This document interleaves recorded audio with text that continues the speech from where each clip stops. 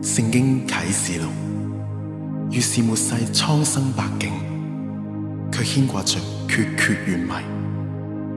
2000年嚟，世人無法參透。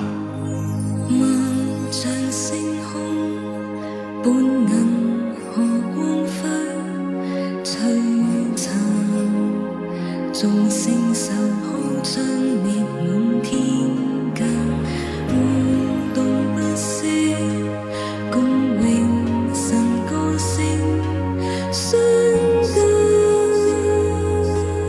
維繫壯闊宇宙裏並沒界限。啟示錄仿似一道遺失鑰匙嘅心鎖，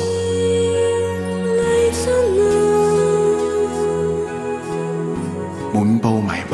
多驚嘆，跳看星空，團團作愛眾星華，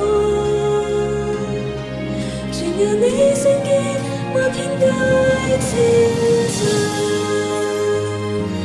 教我感恩，抬頭仰望晚空夜藍，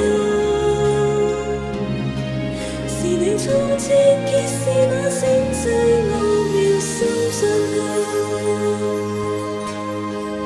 詩篇19篇寫道：諸天述說神的榮耀，穹蒼傳揚他的手段。這日到那日發出言語，這夜到那夜傳出知識，無言無語，也無聲音可聽。